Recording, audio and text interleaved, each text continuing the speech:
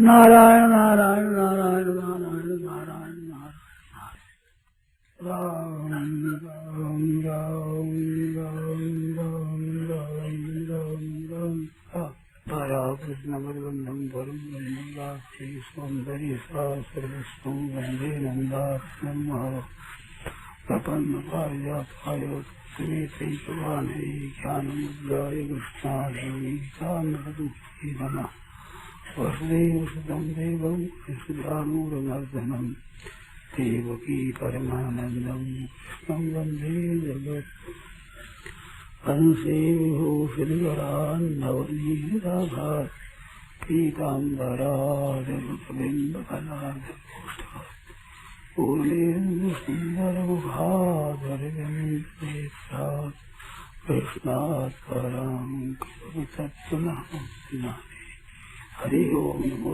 परमात्मने नमस्ते। नारायण नारायण नारायण नारायण नारायण नारायण राम राम राम। अब बोलो नारायण। सुसुप्ति की जागृत सुसुप्ति के बारे में बताइए।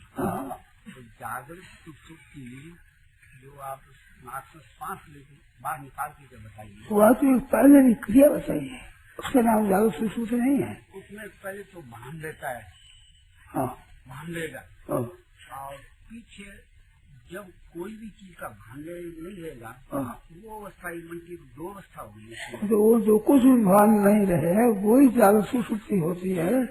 श्वास प्रसरण प्रत्याहार नेत्रों की क्रिया तो पहले बताया कि संकल्प विकल्प बहुत उठते हैं भीतर में। हाँ।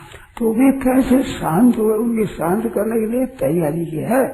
वो जागृत सुसुप्ति नहीं है। वो जागृत सुसुप्ति नहीं है ना। और वो करंट सापेक्ष है। वो करंट सापेक्ष वो तो और वो जो अपना आप कर्ण साबित नहीं क्यों पंचायती में पढ़ो, उसमें कर्ण कुछ नहीं पड़ेगा। अच्छा।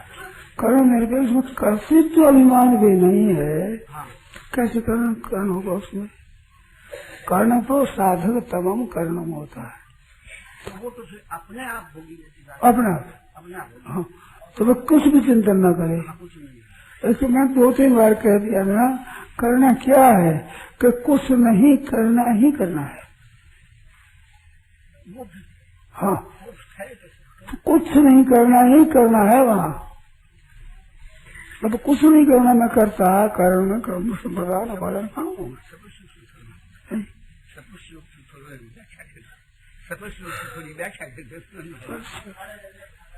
ठीक है।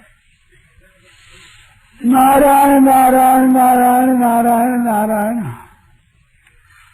सुबह एक भाई ने कह दिया कि जैसे जागृत में अहम जागृत रह देता है, ऐसे सुसुप्ति में जागृत कैसे रहे। मैंने कहा इसकी जरूरत नहीं है। गीता तो निर्ममो निरहंकार शांति मत गच्छति, निरहंकार की बात कहती है। ममता और अहंता है, ये ही बंधन है। मैं मेरे की जेवरी गड़बड़ी और संसार दास कबीरा क्यों बंधे जाके राम आधार। ये मैं और मेरा यही रस्सी है, इससे ही संसार बंधना होता है। तो कबीर क्यों बंधे जिसके राम आधार है, मैं और मेरा आधार नहीं है। मैं और मेरा आधार है, उसका बंधन होता है। तो मैं रहना नहीं चाहिए जागृत में भी। तुम कहते तो सुसुप्ति में मैं रहे, तो ये कोई काम की बात नहीं है कि मैं तो हटना है। अब मैं कैसे हटे, इस वजह से मैंने कहा जागृत में 3 अवस्था होती है। जागृत में जागृत होती है, जागृत में स्वप्न होता है, जागृत में सुसुप्ति होती है। तीनों अवस्था जागृत अवस्था में होती है। ये एक नई सी बात लगती है आपको, शुरू मैंने ये बात कही थी। तो जागृत में जागृत क्या है, जागृत में स्वप्न क्या है, जागृत में सुसुप्ति क्या है, इन 3 बातों को कम से कम आप वाणी से बोल सको, कह सको, सुना सको, इतनी तो समझ लेनी चाहिए ना। कम से कम इतनी तो समझनी चाहिए ना। जागृत में जागृत क्या है, जागृत में स्वप्न क्या है, जागृत में सुसुप्ति क्या है। बातों के द्वारा जब शास्त्र पर जुड़ा बताऊं समझ लेगा इसका। तो जागृत में जागृत वो है जो सावधानी से हम काम करते हैं, ठीक तरह से सावधानी पूर्वक खाना पीना बैठना उठना सोना जगना बात करना, ये जो सावधानी पूर्वक काम करते हैं वो सावधानी पूर्वक करना है जागृत की जागृत। और जागृत की स्वप्न वो होती अवस्था कि जिसमें अभी जागृत में कोई संबंध नहीं है, ऐसी पूरा हो जाए, अचानक कोई बात याद आ जाए और उसमें मन लग जाए और उसका चिंतन होने लगे, पता ही नहीं यहाँ जागृत का पता ही नहीं, ख्याल ही न रहे, केवल वो मनोराज्य ही चलता रहे, यह है जागृत का स्वप्न। ये जागृत में स्वप्न होता है, ख्याल में आई कि नहीं। कम से कम इतनी बात है, सीख तो लोग कोई सुनावे तो सुन ले, सीख ले। तो जागृत की स्वप्न अवस्था हुई वो। अब जागृत की सुषुप्ति क्या है कि ना तो जागृत की चिंतन रहे, ना जागृत की याद रहे, ना चिंतन हो कुछ भी, भीतर का भी चिंतन नहीं, बाहर की भी कोई क्रिया नहीं, बाहर की क्रिया जागृत हुई, भीतर का चिंतन स्वप्न हुआ। अब कोई बाहर भीतर की क्रिया नहीं है और चुपचाप शांत है। तो ऐसी अवस्था में नींद आती है, तो नींद में कुछ भी याद नहीं रहता, तो नींद में अहम को भूल जाते हैं और उसमें होश नहीं होता, बेहोशी में रहते हैं। तो होश तो भूले नहीं, याद रहे ठीक तरह से, नींद का अंश भी नहीं है और चिंतन भी कुछ नहीं है, ऐसी अवस्था होती है, वो जागृत सुषुप्ति है। जागृत अवस्था में सुषुप्ति मन कुछ भी याद नहीं, कुछ भी चिंतन नहीं, एक बैठा चुपचाप हो गया, तो जागृत सुषुप्ति है, उसमें असली बोध होता है, जिसको ज्ञान कहते हैं, तत्व ज्ञान कहते हैं, जीवन मुक्ति कहते हैं, वो तत्व प्राप्त होता है जागृत की सुषुप्ति में। अब वो जागृत सुषुप्ति कैसे हो, उसके लिए दो क्रिया बताई मैंने। वो जागृत सुषुप्ति नहीं है, जागृत सुषुप्ति की तैयारी है कि कैसे करें। मन चुप हो जाओ तो मन में फुर्ना होती रहती है, मन में तरह बात आती ही रहती है, अब वो सब भूले कैसे। तो उसके लिए मैंने उपाय बताए दो। एक तो श्वासों की क्रिया बताई, श्वास है उसमें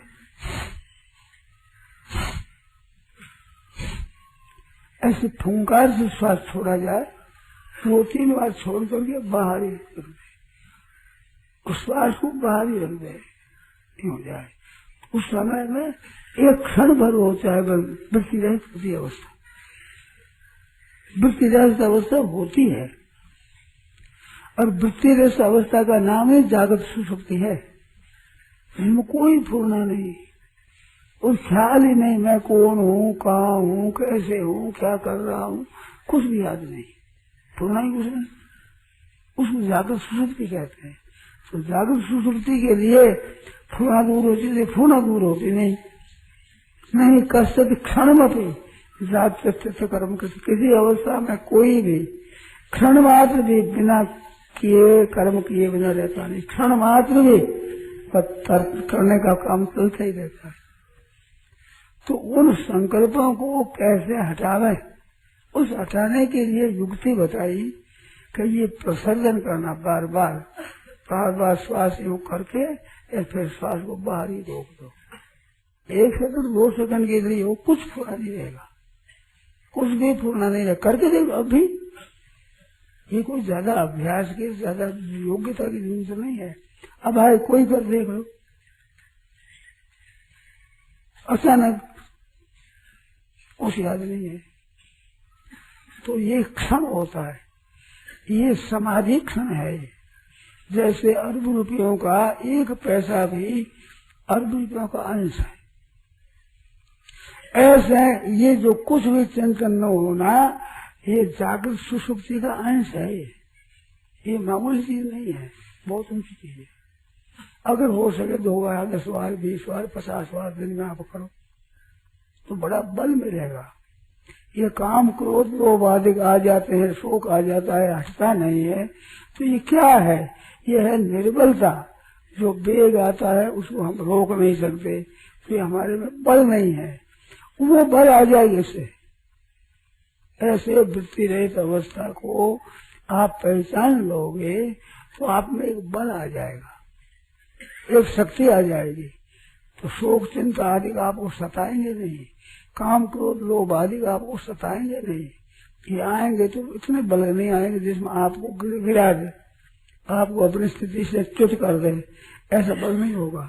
आप में बल आ जाएगा, आप में खुद में इन वृत्तियों के हटाने का, सहने का बल आ जाएगा, शक्ति आ जाएगी। तो वो शक्ति काहे में है? तो स्थिरता में है। मेरी बात को कृपा पूर्वक आप सुने। जैसे अपने चलते चलते चलते थक जाते हैं तो किसी दूसरी छाया में बैठ जाते हैं, तो बैठ जाते हैं, थोड़ी देर बैठने के बाद फिर चलने की शक्ति आ जाती है। दौड़ते दौड़ते आदमी दौड़ता ही रहे, दौड़े गिर पड़ेगा तो पड़े पड़े में ताकत आ जाएगी, स्वतः स्वाभाव फिर चलने की। बोलते बोलते बोलते बोलना बंद नहीं करे, बोलते ही रहे तो बोलने की शक्ति समाप्त हो जाएगी। फिर चुप रह जाओ, थोड़ी देर में बोलने की शक्ति आ जाएगी। शक्ति निष्क्रियता से आती है। काम धंधा करते करते नींद आती, सो जाओ, सोने के बाद बोलने की, देखने की, चलने फिरने की ताकत आ जाती है। तो ताकत सब भरी हुई है निष्क्रियता में, क्रियता में नहीं है। ऐसी पदार्थ को से हमारे को सुख मिलेगा। ये सुख तब मिलेगा जब पदार्थों का सहारा छूट जाएगा, भीतर से पदार्थों का महत्व बढ़ जाएगा। उस समय में जो सुख मिलेगा पदार्थों का भी मिलेगा है ही नहीं। ऐसे ही क्रिया से सुख मिलता है, क्रिया से भोग होता है, इन भोग में रोग होता है, इससे थकावट होती है, मन की शक्ति क्षीण होती है, और चुप रह जाओ तो शक्ति संचय होता है। क्रिया रहित होने से एक ताकत आती है भीतर। तो क्रिया रहित होने में ताकत है, वो परमात्मा स्वरूप जो स्वयं, उसमें सब शक्ति वहां से आती है। हम लोगों में ताकत बोलने चलने खाने पीने की, बात करने की शक्ति आती है। तो शक्ति वो स्थिरता में है, स्थिरता में शक्ति है। तो वह स्थिरता कैसे हो? वो स्थिरता हर एक की होती है, ख्याल नहीं होता, वो वृत्ति होती है। थोड़ा और ख्याल करें। ये तो मैं ख्याल करने की ये बताई कि स्थिरता से ताकत आती है। इस तरफ आपका ख्याल करना, बोलते बोलते चुप हो जाओ तो बोलने की शक्ति आ गई। काम करते करते थक जाओ तो बैठ जाओ, काम करने की ताकत आ जाएगी। चलते चलते थकावट हो जाओ तो आप बैठ जाओ, थोड़ा विश्राम करो, चलने की ताकत आ जाएगी। तो ताकत निष्क्रिय तत्व से मिलती है और सक्रिय में ताकत नष्ट होती है। ये एक सिद्धांत है, इसको समझ ले तो आदमी कुछ तो होश आ जाता है उसे। नहीं तो अभी तो पदार्थों में क्रिया में है इस ताकत मानते हैं आप। ये क्रिया पदार्थ शक्ति का नाश करने वाली है, आपका पतन करने वाली चीज है। इनसे रहित होने पर आप में ताकत आती है। जो आदमी काम करता है वो काम करता है, न करने से शक्ति आती है उसमें। खेत का काम करो तो थोड़ा सा विश्राम ले लो, होगा ठीक। चल लो तो थोड़ा बैठ जाओ, विश्राम ले लो, फिर काम होगा। बंदर को आपने देखा नहीं, कूद तो बैठ, फिर बैठ जाता है, फिर बैठता, फिर कूदता, फिर चलते बैठ जाएगा। तो बैठने से क्या होता है? चलने की शक्ति आती है, ताकत आती है। पशुओं में, पक्षियों में, सब में ऐसे आप में भी शक्ति आती है। आप ख्याल नहीं करते, इधर ख्याल करो तो आप खुद को अनुभव होगा कि देखते देखते देखने की शक्ति नष्ट होती है। चुप रहो, यहाँ कर लो, देखने की ताकत आ जाएगी। तो शक्ति से, ये चलने से, क्रिया से शक्ति क्षीण होती है। क्रिया के करने में कर्ता, कर्म, कर्म संप्रदान, अपादान आदि ये कारक होते हैं। अब कर्ण रहित तो कर्ण निरपेक्ष साधन क्या है कि इन कर्णों से काम नहीं ले तो परमात्मा तत्व की प्राप्ति होती है। कर्ण के द्वारा परमात्मा की प्राप्ति नहीं होती। पर इस बात को तो अब सीख तो लिया, अब कर्ण निरपेक्ष पर ध्यान नहीं देते। अब कर्म निरपेक्ष कैसे हो, तो उसके लिए विधि बताया कि भाई ये श्वास पास छोड़ दे। छोड़ने के बाद आप देखो थोड़ी देर कुछ नहीं चिंतन होगा, करके देखो। अभी ये कोई ऐसी नहीं कोई अभ्यास करने से होगी नहीं, अभी कोई कर लो, चिंतन करके छोड़ दो, बिल्कुल कुछ नहीं चिंतन होगा। तो कुछ नहीं चिंतन ये चाहे इतनी देर ही हो, तो ये अवस्था हरेक की हो सकती है नहीं, होती ही है, ख्याल नहीं करते आप। एक बात याद आई, इसके बाद दूसरी बात याद आती है, तो पहली बात नष्ट हुई, दूसरी बात पूर्ण हुई, तो बीच में खाली रहा मन, उसमें विश्राम मिलता है। ये समता है, ये समता ही असली चीज है, परमात्मा का स्वरूप है। संसार में उस समय नहीं रहता है, परमात्मा के स्वरूप में रहता है। तो वो कर्ण से नहीं, कर्ण निरपेक्ष है वो। तुम क्या करने, क्या क्रिया है ही नहीं, न करता है न कारण है। तो इस तरह से निरपेक्ष में बिल्कुल कुछ भी चिंतन नहीं, अचानक ऐसी अवस्था होती है। अब होने के लिए मैंने दो बात बताई थी, एक तो प्रसन्न विराजन, बाहर श्वास छोड़ना और फिर बाहर ही रोक देना थोड़ी सी देर, फिर धीरे धीरे लिया। तो एक वृत्ति अवस्था होती है, आप करके देखो, होता है नहीं होता है। पूर्णा एक हुई, तू छूटी, दूसरी पूर्णा हुई, तो बीच में संधि में निराकुल होता है। जैसे डोला होता है, झूला होता है, वो झूला जो झूलते हैं उसमें झोला यहाँ लकड़ी से बंधा हुआ है, कल्पना करो तो वो झूला इधर जाएगा इधर भी जाएगा, वो झूला होगा, हिंड कहते हैं, अपने हिंड से। तो वो जो झूला होता है वो एक लकड़ी के सामने एक समावस्था में आता है। समावस्था में आए इधर जाएगा कैसे, और इधर से समावस्था आएगा इधर कैसे जाएगा, तो समावस्था आती है। ऐसे वृत्तियों की क्रियाओं की समावस्था आती है, और वो समावस्था परमात्मा का साक्षात स्वरूप है। तो उस समावस्था में स्थित रहे तो परमात्मा प्राप्ति हो जाए। इसमें कर्म क्या करेगा, कर्ता क्या करेगा, उद्योग क्या करेगा, क्या उद्योग है उसमें। अब दूरा घूमता है, समावस्था में आ जाएगा तो उसे कुछ करना पड़ेगा। स्वतः समावस्था आवेगी ही, ऐसे कर्म रहित अवस्था होती ही है, हर एक प्राणी की होती है। अब उसको साधन मान लो, कारण निरपेक्ष साधन हो जाएगा, और नहीं तो होकर चली जाएगी। अब कोई लाभ नहीं, आप ख्याल ही नहीं करते उधर। तो ऐसी कर्ण रहित अवस्था हो, कर्ण निरपेक्ष साधन होता है। तो ऐसे चुप रहे, अभी आप काम करते करते चुप हो जाओ, कुछ चिंतन नहीं, अचानक स्वाभाविक ही।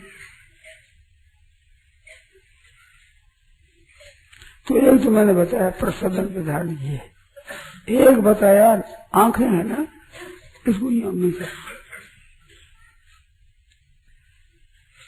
ऐसे ऐसे ऐसे करके फिर चुप हो जाओ। तो जितने मन के संकल्प गए है ना, उसी कुछ हो जाएगी, कट जाएगा, कट जाएगा, एकदम शांत हो जाएगी। तो ये दो वृत्ति दूर करने, वृत्ति स्थिर करने का उपाय बताया। इनसे वृत्ति स्थिर हो जाती है, वो करने के साधना साफ हो जाता है, और जागृत की सुसुप्ति हो जाती है।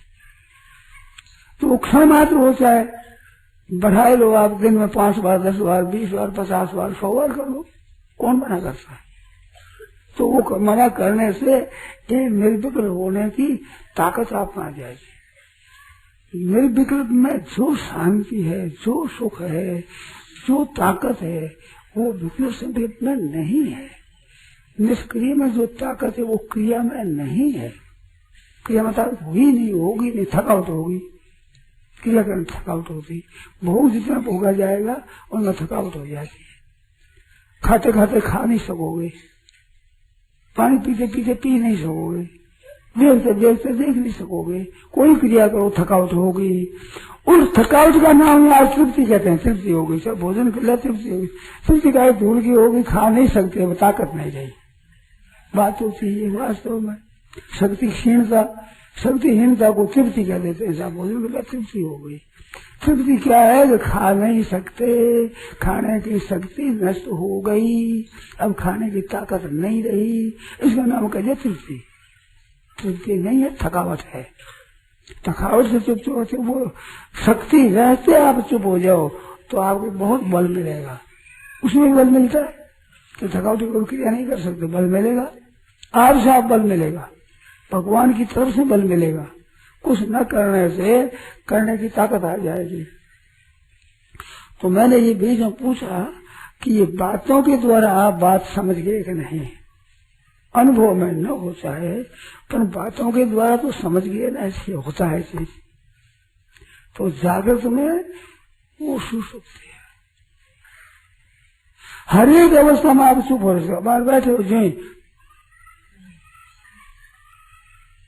निष्क्रियता का अनुभव होगा, कुछ नहीं कर रहे हैं, कुछ याद नहीं होगा, शांत। वो निष्क्रियता है, उसमें ताकत है, बहुत विलक्षण ताकत है, अलौकिक ताकत है। सब करने की ताकत वहां से उत्पन्न होती है। तो उसमें कर्ण करता है ही नहीं, वो तत्व है, उसमें कर्ण कैसे होगा? उसकी करने के लिए जैसे मैंने श्वास बताया, आंखों की क्रिया बताई, ये क्रिया उसका साधन है। इसके बाद में निष्क्रियता है, वो उस तत्व की प्राप्ति का साधन है। तो वो कर्ण निरपेक्ष तत्व है, तो उसके साधन भी कर्ण निरपेक्ष है, तो उसमें कोई क्रिया नहीं होगी।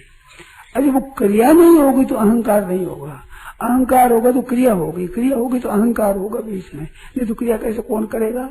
अरे क्रिया होगी तो कुछ करने वाला होगा, तो अहंकार है। अहंकार विमूढ़ आत्मा कर्ता अहमिति मन्यते, कर्ता मानता है। इस बात मेरी भी किंचित करो मिति युक्तो मैंने तत्वित, तत्ववेत्ता को चाहे मैं कुछ नहीं करता हूँ ऐसा माने, तो मान्यता करता हूँ ये मिट जाती है, मिट जाती है, जो तत्व रह जाता है, वो तत्व रह जाता है, उसमें प्रकृति का संबंध नहीं है। निर्मोह निरहंकार हो गया, न ममता है न अहंता है, तो तत्व रह गया है जो का त्यों, तो उस तत्व की प्राप्ति हो जाती है।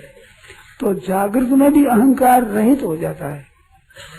उसने तो पूछा कि जागृत में जैसे अहंकार रहे, सुषुप्ति में अहंकार कैसे रहे? अरे नहीं, सुषुप्ति में अहंकार नहीं, वैसा जागृत में कैसे रहे? प्रश्न तो ये है करने का। असली बात जाननी तो ये है कि इसमें भी ऐसी अवस्था एक होती है। तो इसमें मैं बीच में पूछा कि कम से कम आप इस बात को बात के द्वारा तो समझ गए ना, एक अकल में आ गए ना। तो ऐसी एक निष्क्रिय अवस्था होती है, उस निष्क्रिय अवस्था में परमात्मा तत्व में ही स्थिति होती है। सक्रिय अवस्था में भी मात्र जीव की स्थिति परमात्मा में है,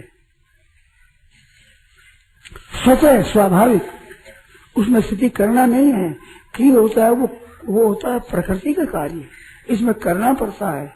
और स्वतः अपने स्वरूप में स्थिति स्वाभाविक है, वो करना नहीं है।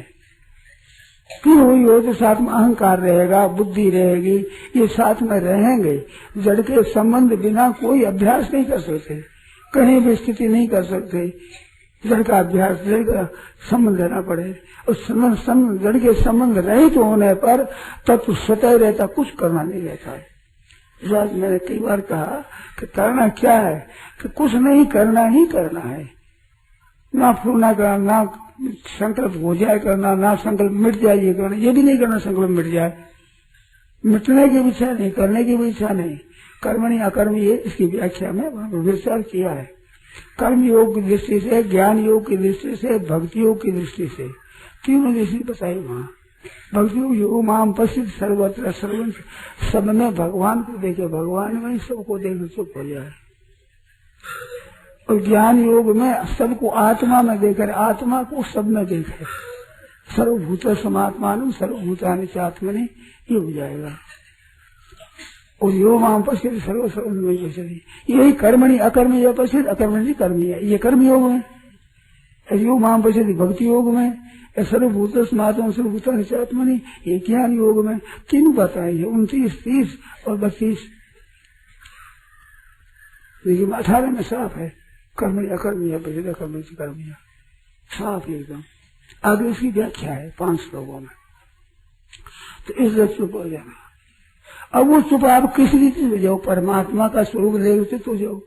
सगुण का ध्यान करो तो भगवान का ध्यान करके चरणों में चित्त लगा रहो, बस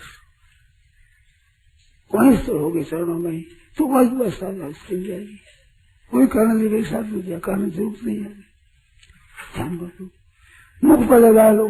वात्सल्य प्रेम है जिसका अपन लाला को बेटा मानते हैं, ये मुख की तरफ देख करके और चुप हो जाता है। देख रहे एक बार सब तरह से वृत्ति हटा और भगवान मुख की तरफ देख लिया, देख करके चुप हो गया, तो वही कर्ण निरपेक्ष साधन हो जाएगा, वही समझ हो जाएगी। वक्षस्थल में भगवान देख लिया, भगवान ने चरणों में देख लिया, देख कर चरणों में स्थिर होकर फिर कुछ भी चिंतन नहीं करे, तो कुछ भी चिंतन नहीं करेगा, उसमें उस तत्व की प्राप्ति हो जाएगी। सगुण करो, निर्गुण करो, कर्म योग करो, कोई करो नहीं, वो निर्मोह निरहंकार होगा। तो इस स्थिति स्वतः परमात्मा में होगी। देखो, ममैवांशो जीव लोके जीव भूत सनातन, अनादि काल से जीव मेरा ही अंश है। और मनस्य स्थान इंद्रियाणी प्रकृति स्थाने, मनस्य स्थान में मन है, बुद्धि है, इंद्रिया, ये प्रकृति स्थानी, प्रकृति में स्थित रहते हैं और उसको पकड़ लेते हो आप कि मेरा मन बुद्धि है, अहंकार है, ये अनर्थ का मूल है। अच्छा, ये नहीं पकड़ोगे तो आप में रहेगी, जिसमें प्रकृति का जो कार्य मन बुद्धि इंद्रिया है, इनको प्रकृति स्थानी कहा है। मानो ये प्रकृति का संग नहीं छोड़ते, आप इनका संग करके परमात्मा से विमुख हो जाते हो, ये गलती होती है। आप परा प्रकृति हो, उत्कृष्ट प्रकृति हो, पर उत्तर प्रकृति का नतीजा ये हुआ कि जड़ के साथ मिल गए। जड़ मिलता नहीं आपके साथ में, उस प्रकृति स्थानी, प्रकृति में स्थित रहेगी हरदम, मन बुद्धि इंद्रिया शरीर प्रकृति में स्थित रहेंगे। ऐसे आपकी स्थिति स्वतः परमात्मा में है, स्वाभाविक है। ये जो कृति साध्य मान लेते हैं वो वास्तव में स्थिति नहीं होती है। कृति साध्य से संसार से निवृत्ति होने में सहायता हो जाएगी, पर परमात्मा की प्राप्ति नहीं होगी। ये आप समझते हैं कि नहीं पता नहीं, हमें पता नहीं, आपके ख्याल में आती है ये बात, बातों के द्वारा ख्याल में आती है ना, इतनी तो आती है। ये तो बड़ी सीधी बात, सरल बात है। तो ऐसे चित्त करके कुछ भी चिंतन नहीं करे, तब होती जागृत में सुषुप्ति। जैसे सुषुप्ति में कुछ भी याद नहीं रहता, परंतु खुद याद करने वाला की भी याद नहीं रहती, और उसमें याद करने वाले की याद रहती है पर याद नहीं रहती है, स्वतः जागृत रहती है। जैसे मनुष्य प्रकृति है, ऐसे आप परमात्मा के स्वरूप में स्थित होंगे। नींद नहीं आनी चाहिए, आलस नहीं आना चाहिए, फुर्ना नहीं होनी चाहिए, फिर आप किसी परमात्मा में होंगे स्वतः। उसका नाम है जागृत सुषुप्ति। तो जागृत सुषुप्ति में बोध हो जाता है, ज्ञान हो जाता है, ये बात है। तो जागृत सुषुप्ति है, इसके लिए उद्योग है, कुछ नहीं हमें करना, कुछ है ही नहीं। हरदम ये विचार के मेरे को करना क्या है। ऐसे निर्विकल्प होने के लिए अगर आप कृपा करें, थोड़ी रोजाना अभ्यास करें कि हमारे कुछ नहीं करना है, चुप हो गए, 10 बार 20 बार 50 बार 100 बार कर दो आप, चलते फिरते उठते बैठते खाते पीते बीच में कुछ नहीं करता, तो एक निर्विकल्प होने की ताकत मिलेगी और निर्विकल्प का आनंद आएगा। वो आनंद आप फिर छूटेगा नहीं आपसे। उसमें इतना सुख है जो विकल्प सुख है कि कहीं किसी भोग में किसी संग्रह में सुख हुआ नहीं, होगा नहीं, हो सकता ही नहीं। तो आप साहब मन खच जाएगा, तो संकल्प विकल्प होंगे, याद आएगी। तो जैसे आंख में कोई फूस पड़ जाए खटखटा है ना, ऐसे संकल्प विकल्प खटकेगा, आपको बुरा लगेगा। कब कि जब निर्विकल्प होने का सुख मिल जाएगा, स्वतः ही स्वाभाविक ही सुख जो मिलता है निर्विकल्प नहीं मिलता है। मैंने बहुत जैसे हमारे घड़ी चाहिए और घड़ी मन में खूब आई, आपने खरीद ली, घड़ी मिलते ही खुशी आती, तो खुशी वो घड़ी से नहीं आई है। घड़ी से खुशी मानते हैं तो घड़ी कहते हो खुशी रहनी चाहिए, घड़ी है तो ऐसा नहीं रहा। तो घड़ी की तरफ वृत्ति दौड़ती थी मन से, वो दौड़ना बंद हो गया, तो क्रिया रहित होने से सुख मिला है। मानते पदार्थ में सुख, ना पदार्थ में ना भोग में है, वृत्ति रहित होने से सुख है। तो ये पता है नहीं। कुत्ता हड्डी चबाता है और आपका मसूड़ा टूट जाता है तो खून आता है, वो समझता है गड्डी हड्डी में जा रहा है। ऐसे आप बताती उसको आप समझते इनसे सुख मिलता है। मुझसे सुख कभी मिला नहीं, कभी मिलेगा नहीं, मिल सकता ही नहीं। इनसे रहित होने पर सुख छूटता ही नहीं, जाता ही नहीं।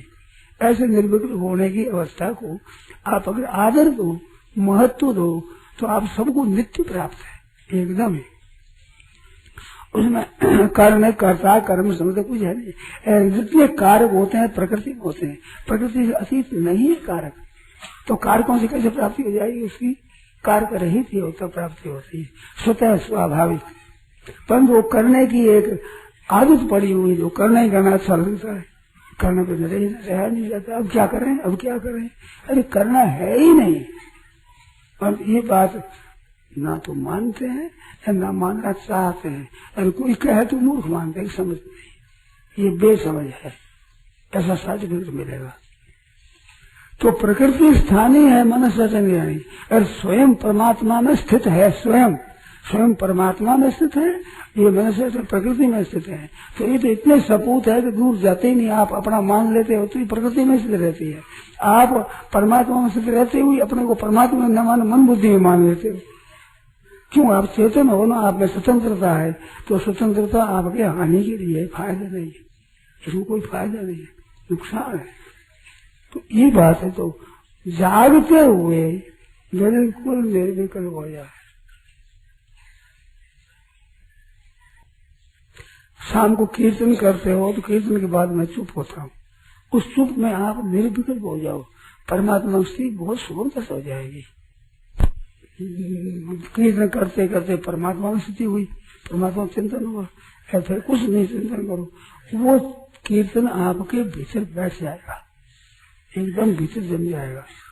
तो उससे निर्विकल्पता स्वतः होगी।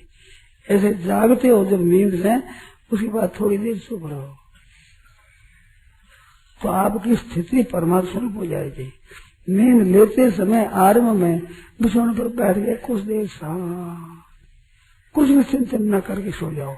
सो कुछ में न चिंतन करता आपके साथ में कान शरीर तक पहुंच जाएगा, तो उससे परमात्मा की प्राप्ति हो जाएगी। इतना सुगम साधन है, बढ़िया साधन है। तो करनी कहाँ है इसमें? करता भी नहीं, कर्म भी नहीं, कर्म नहीं, संप्रदान अपदान कुछ नहीं।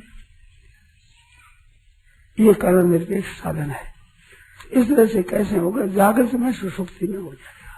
तो जागृत अवस्था में सुषुप्ति अवस्था प्राप्त करना है, यही वास्तव में कर्तव्य है।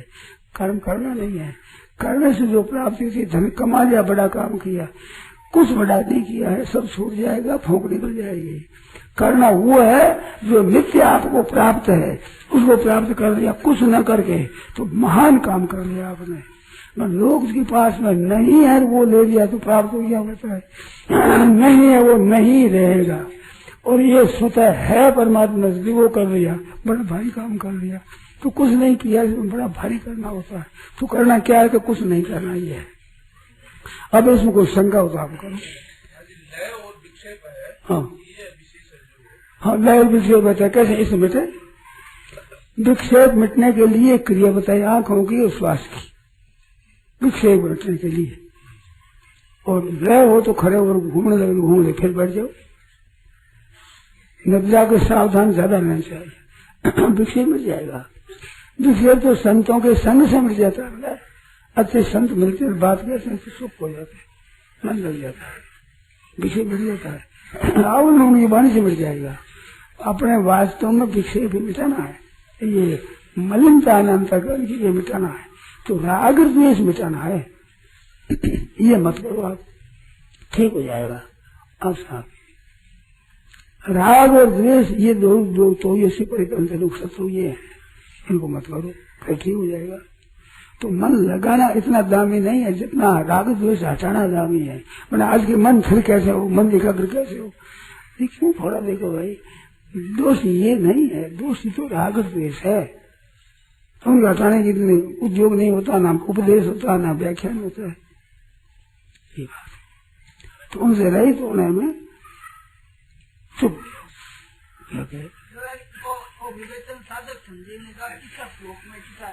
पांचवें अध्याय 5 श्लोक के 5 से 25 में 24, 25, 26 श्लोक है ना, तो छठे अध्याय का उनमें है। और भी कई जगह है, कई जगह है। और मानो समय समय उपरमेद बुद्धिया धृतिगृहित या आत्म संस्थम मन कृपा न किंचित विचिंतित, ये है श्लोक खास। समय समय उपराम हो जाए, विरोध नहीं करे, न करने पर आग्रह रहे न करने पर आग्रह रहे, उपराम हो जाए। अपने करने से मतलब है न करने से मतलब है, ऐसे समय समय उपरमेद।